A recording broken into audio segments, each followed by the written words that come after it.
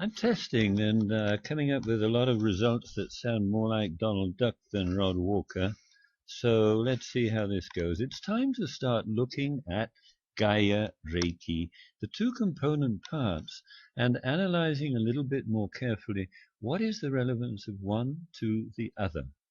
Why Gaia in a teaching of Reiki?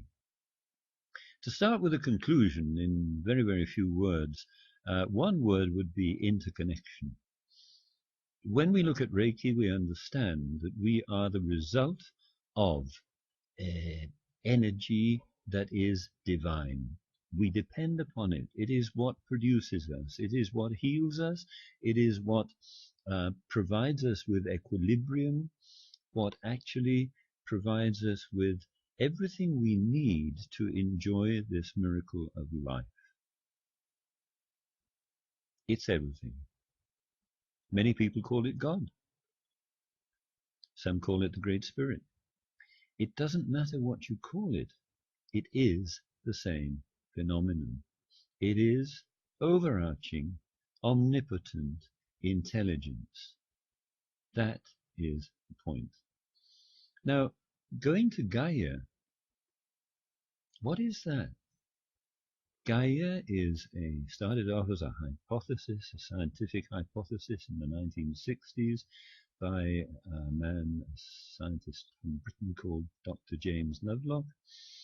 And it's ended up as a theory which is informing a lot of systems theory investigation these days. And basically what it says is that everything on this living planet, Earth, is so interconnected that in fact it has a circular, non-linear interconnection which is so intimate that it enables life itself to produce the conditions for its own survival and perpetuation. Now, it was completely regarded as heretical at the beginning and laughed out of court, but now more and more and more people are beginning to understand the wisdom of it. Life itself is not linear. It is an emergent phenomenon, and that is the reason why it is so similar to us ourselves. We are products of a divine intelligence. So is Gaia. It is a product of divine life force, what we can call God. So in Gaia there's a parallel to ourselves.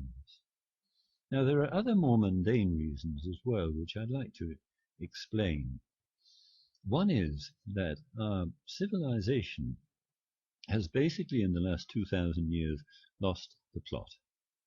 We have been enjoined to have dominion over the beasts and the fowls of the air and all the rest of it, with an ignorance, an ecological ignorance, which would be almost funny if it weren't so primitive and worrying. But we believed it. And we spent 20 centuries. We're in the 21st, and we still believe it. It's got subtler over time. We believe that we are separate from the earth. And we're not. The earth is actually what we are. And if you look at the way we live, starting with how we educate our children, it's very, very easy to see why the world is so confused. We start off by telling them that nature is out there. And be careful because you might fall or you're going to get wet or cold and this sort of thing. And so nature is somehow something to be feared. Not only that, but the country in which we live, and it's not just Chile, but it's many, many countries indeed, have been formed with the specific purpose of raping and pillaging the earth for its resources. And we call ourselves a mining country as if that's somehow a good thing, when in fact we are indulging in a materialistic kind of rape and pillage of the earth that cannot have a good future.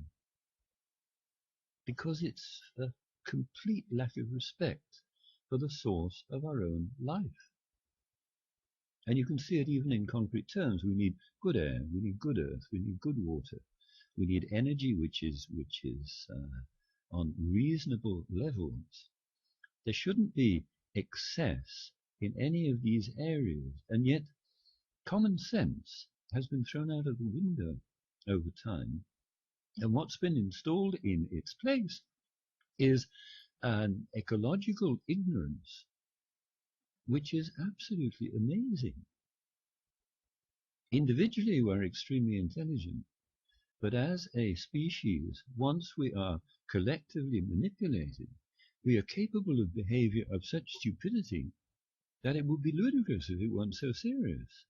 Collectively, we are, in our industrial societies, committing suicide and causing poverty and suffering in billions of people on the planet at the same time. In education, Gaia has been absolutely and totally absent. I made a specialism of environmental education. Now that's funny. It's even more absent there, because environment is actually simply a treasure trove of resources to plough into the economy.